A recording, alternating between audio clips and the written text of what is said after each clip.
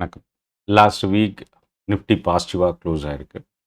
24,378 வரைக்கும் வெள்ளிக்கிழமை ஹை போச்சு. இதுதான் ஜூன் மந்தோட ஹை.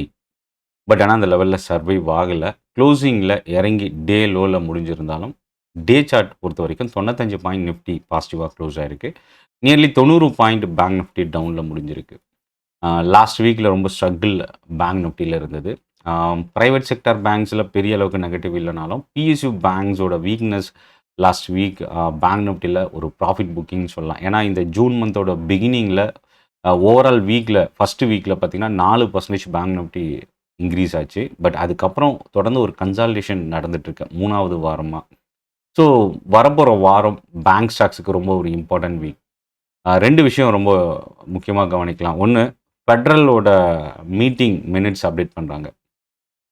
வெனஸ்டே தேர்ஸ்டேயில் வருதுன்னு நினைக்கிறேன். அடுத்தது ஹெச்டிஎஃப்சி பேங்க்கினுடைய Q1 business update already announce பண்ணியிருக்கிறாங்க. இது திங்கட்கிழமை மார்க்கெட்டில் இம்பேக்ட் இருக்கும்.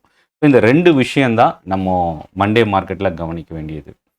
அடுத்து இந்த வாரம் திங்கட்கிழமை மார்க்கெட்டில் என்னென்ன ஸ்டாக்ஸ் நம்ம வாட்ச் பண்ணலாம், லாஸ்ட் வீக் எந்த செக்டார் நல்லா பர்ஃபார்ம் பண்ணியிருக்கு, வரப்போகிற வாரம் எந்த செக்டார் பர்ஃபார்ம் பண்ண வாய்ப்பு இருக்குது, இதை பற்றி ஒன் பை ஒன்னாக பார்க்க போகிறோம். சென்னை ட்ரேடிங் அகாடமி சப்ஸ்கிரைப் பண்ணி வாட்ச் பண்ணுங்கள். வர புதன்கிழமை ஜூலை 8ஆம் தேதி online webinar training session, option ட்ரேடிங்கோட பேசிக்ஸ் நான் எடுக்க போகிறேன் முதல் முறையாக.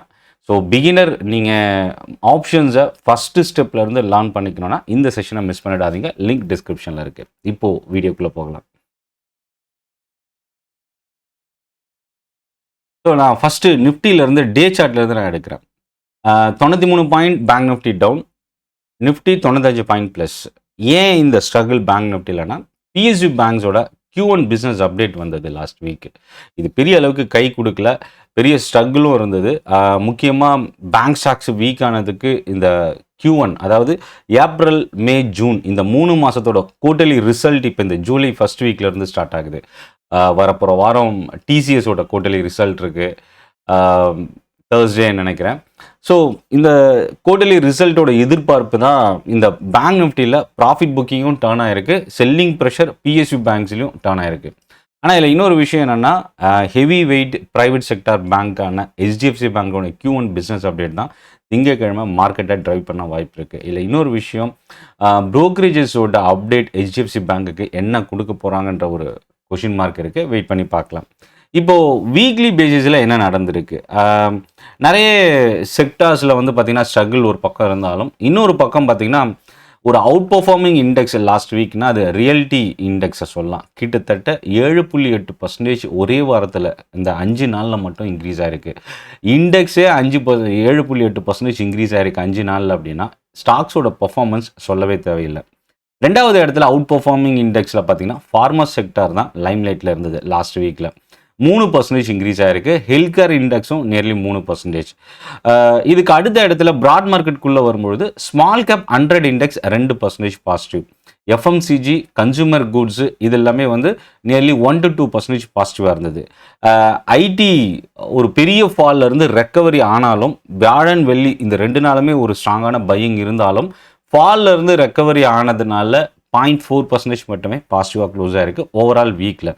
இப்போ நெகட்டிவ் சைடில் வரும்போது கிட்டத்தட்ட ஒரு பெரிய டேமேஜ் வந்து 2.65% பப்ளிக் செக்டார் பேங்க் இண்டெக்ஸ் இறங்கியிருக்கு. பேங்க் நிஃப்டி 0.4% இறங்கியிருக்கு. ப்ரைவேட் செக்டார் பேங்க்ஸும் நியர்லி 0.4% டவுன். அதுக்கப்புறம் oil and gas, auto sector, media index இதெல்லாமே நியூட்ரலில் தான் க்ளோஸ் ஆகிருக்கு. ஸோ இப்போது வரப்போகிற வாரம் ஐடி செக்டாரோட வீக்குன்னு சொல்லலாம். ஏன்னா டிசிஎஸோட குவார்ட்டர்லி ரிசல்ட் வருது. ஆல்ரெடி ஹெச்டிஎஃப்சி பேங்க்கினுடைய Q1 பிஸ்னஸ் அப்டேட் கொடுத்துருக்குறாங்க. ஆக்சிஸ் பேங்க்கினுடைய Q1 பிஸ்னஸ் அப்டேட் வந்திருக்கு. இதெல்லாம் ஒன் பை ஒன்னாக என்னென்ன அப்படின்றத அடுத்து பார்க்கலாம்.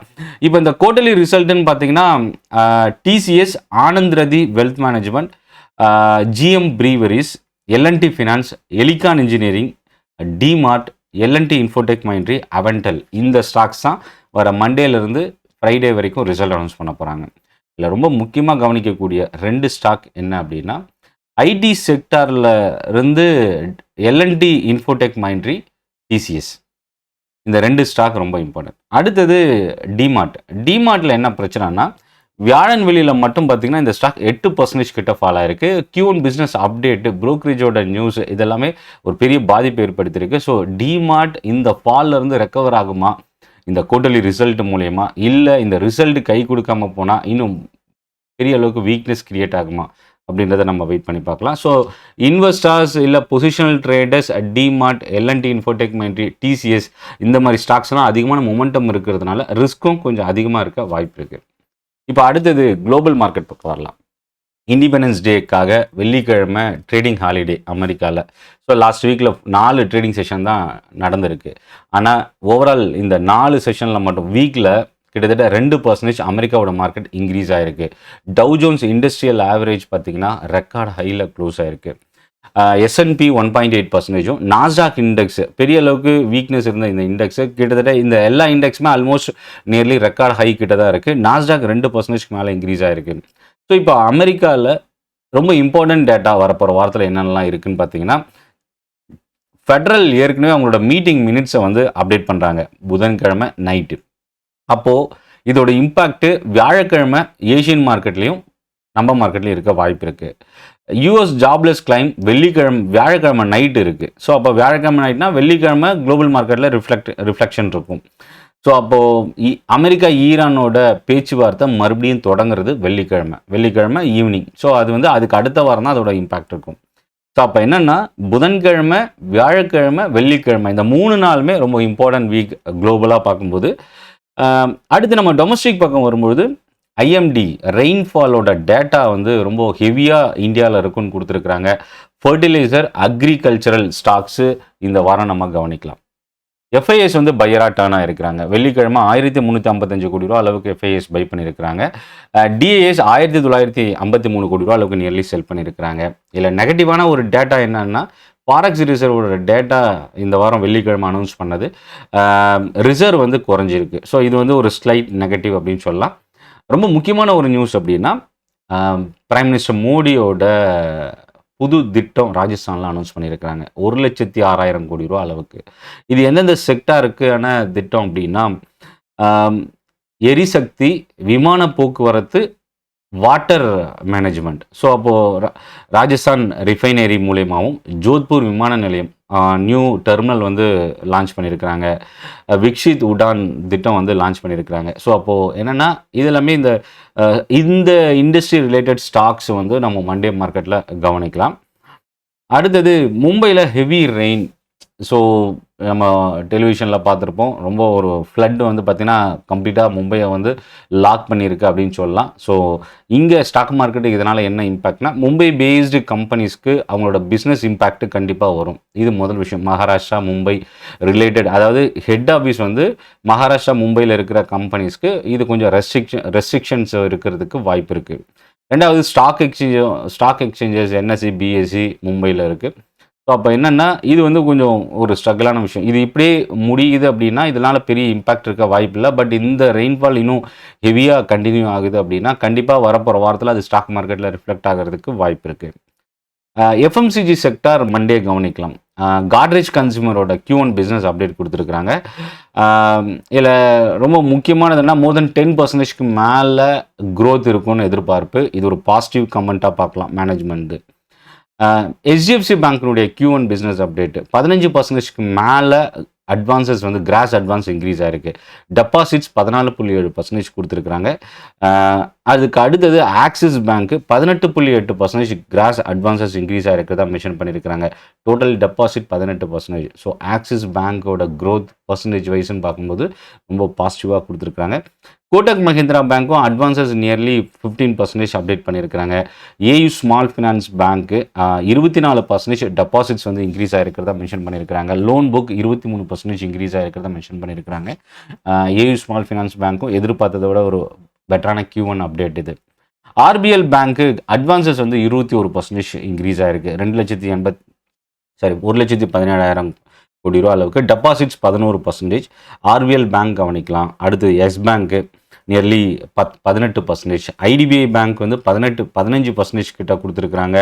ஸோ இதில் நம்ம கவனிக்கக்கூடியது HDFC, Axis, Kotak, Yes bank, AU small finance bank, RBL bank, IDBI bank, இந்த பேங்க்ஸோட முக்கியமாக private sector banks index bank நிஃப்டியோட இண்டெக்ஸ் ரொம்ப இம்பார்ட்டன்ட் ட்ரிகர் மண்டேல. அடுத்து ரியல் எஸ்டேட்டில் வந்து லாஸ்ட் வீக்கே நான் ஆல்ரெடி சொன்ன மாதிரி 7% மேலே overall Nifty realty index increase ஆயிருந்தது. ஷோபால் லிமிடெட் இந்த கம்பெனியோட Q1 பிஸ்னஸ் அப்டேட்டு புக்கிங்ஸ் வந்து பார்த்தீங்கன்னா சேல்ஸோட புக்கிங்ஸை ரெக்கார்டு ஹைன்னு மென்ஷன் பண்ணியிருக்கிறாங்க. 76% இன்க்ரீஸ் ஆகிருக்கிறதா. So Sobha limited real estate stocks வரப்போகிற வாரமும் நம்ம கவனிக்கலாம்.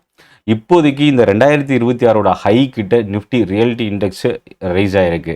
இது இந்த ஒரு ஜனவரி 2026 அப்புறம் ஐஎஸ் லெவலில் மறுபடியும் பிரேக் பண்ணுமான்றதை வரப்போகிற வாரம் வெயிட் பண்ணி பார்க்கலாம். நியூ ஹாஸ்பிட்டலுக்கான business update Fortis health care watch பண்ணலாம். AWL அக்ரி பிஸ்னஸ் அப்டேட் கொடுத்துருக்குறாங்க, Q1 கவனிக்கலாம். Coal India join venture announcement உத்தரப்பிரதேஷில். L&T ஃபினான்ஸோட Q1 பிஸ்னஸ் அப்டேட். இல்லை இவங்க டிஸ்பர்ஸ்மெண்ட் வந்து பார்த்திங்கன்னா கிட்டத்தட்ட 36%, ரீட்டைல் புக் வந்து பார்த்திங்கன்னா நியர்லி 28% இன்க்ரீஸ் ஆகிருக்கிறதா மென்ஷன் பண்ணியிருக்கிறாங்க. வாரி எனர்ஜிஸோட ஓப்பன் ஆஃபர் ரூலை வந்து எக்ஸம்ஷன் கொடுத்துருக்கிறது. வாரி எனர்ஜிஸ்க்கு இது ஒரு பாசிட்டிவான ஒரு விஷயம். ஏன்னா ஏற்கனவே இவங்களோட ப்ரொப்போசல் வந்து மேனேஜ்மெண்ட்டுக்குள்ளே இவங்க வந்து ஷேர் ட்ரான்ஸ்ஃபருக்கான ஒரு நியூ ஆல்ரெடி அனௌன்ஸ்மெண்ட் கொடுத்துருந்தாங்க. பட் இந்த ஆஸ் பர் நார்ம்ஸில் இருந்து செபியோட நார்ம்ஸில் இருந்து இந்த கம்பெனிக்கு எக்ஸம்ஷன் கொடுத்துருக்கிறது ஒரு பாசிட்டிவான ஒரு விஷயம். Vedanta power Q1 business update, Karur Vysya பேங்கோட பிஸ்னஸ் அப்டேட், இதெல்லாமே வரப்போகிற வாரம் நம்ம கவனிக்கலாம். ஸோ ஓவரால் மார்க்கெட் கம்ப்ளீட்டாக திங்கக்கிழமை 2 விஷயந்தான். ஒன்று, வெள்ளிக்கிழமையோட அமெரிக்க மார்க்கெட் இல்லாததுனால ஓப்பனிங் வந்து யூஎஸ் லைவ் ஃபியூச்சரோட ட்ரெண்டை எடுத்துக்கிட்டு ஓப்பன் ஆகும். அதாவது திங்கக்கிழமை காலையிலேயே வந்து அமெரிக்க மார்க்கெட்டோட 24 மணி நேரம் மார்க்கெட்டோட ஃபியூச்சர்ஸ் வந்து ஓப்பன் ஆகிடும். ஸோ அது முதல் கியூவாக எடுத்துக்கும். ரெண்டாவது, ஏஷியன் மார்க்கெட்டோட கியூஸை எடுத்துக்கும். இதை பேஸ் பண்ணி தான் நம்ம மார்க்கெட் கிஃப்ட் நிஃப்டியோட மூவ்மெண்ட் அமைய வாய்ப்பு இருக்குது. ரெண்டாவது, bank Nifty, HDFC bank, banking and financial ஸ்டாக்ஸில் ஃபோக்கஸ் கொஞ்சம் அதிகமாக இருக்கும். இதை தாண்டி பேங்க்ஸு தவிர்த்து பார்த்திங்கன்னா இம்பார்ட்டன்ட் நியூஸ் நான் ஆல்ரெடி சொன்ன மாதிரி குவார்ட்டர்லி ரிசல்ட்டை பேஸ் பண்ணி அமைய வாய்ப்பு இருக்குது. பை அண்ட் டிப் அப்படின்ற ஸ்ட்ராட்டஜியை வந்து நம்ம யூஸ் பண்ணலாம். ஏன்னா ஒவ்வொரு கரெக்ஷன்லேருந்து மார்க்கெட் மறுபடியும் பவுன்ஸ் பேக் ஆக தான் வாய்ப்பு இருக்குது. இதில் இன்னொரு விஷயம் நம்ம கவனிக்க வேண்டியது என்னென்னா, வெள்ளிக்கிழமையோட லோக்கு பிலோவில் இருக்கிற வரைக்கும் நிஃப்டி ஸ்ட்ரகிள் ஆக வாய்ப்பு இருக்குது. அதாவது நிஃப்டியோட க்ளோசிங் பார்த்திங்கன்னா 24,270. ஸோ அப்போ என்னென்னா 24,250க்கு கீழே இருக்கிற வரைக்கும் நிஃப்டி ஸ்ட்ரகிள் ஆக சான்சஸ் இருக்குது. 24,300க்கு மேலே ஸ்ட்ரென்த்தன் அதிகமாக கிடைக்கிறதுக்கு சான்சஸ் இருக்குது. பேங்க் நிஃப்டி பொறுத்த வரைக்கும் க்ளோசிங் பேசிஸில் பார்க்கும்போது 58,000க்கு கீழே முடிஞ்சிருக்கு. 58,200க்கு மேலே ஸ்ட்ரென்த்தனாக சான்சஸ் இருக்குது. இந்த 2 லெவல் வந்து திங்கக்கிழமை நம்ம கவனிக்கலாம். ஸோ இந்த வீடியோ உங்களுக்கு யூஸ்ஃபுல்லாக இருக்கும்னு நினைக்கிறேன். புதன்கிழமை ஜூலை 8ஆம் தேதி ஈவினிங் 5 மணிக்கு ஆப்ஷன் ட்ரேடிங்கோட பேசிக்ஸ் ஆன்லைன் வெபினார். ஸோ இந்த நீங்கள் எந்த இடத்துல இருந்தாலும் மொபைல் மூலயமா ஆன்லைன் வெபினாரை நீங்கள் வாட்ச் பண்ணலாம். அதுக்கான லிங்க் டிஸ்கிரிப்ஷனில் இருக்குது. கிளிக் பண்ணி ஜாயின் பண்ணிக்கங்க. நன்றி, வணக்கம்.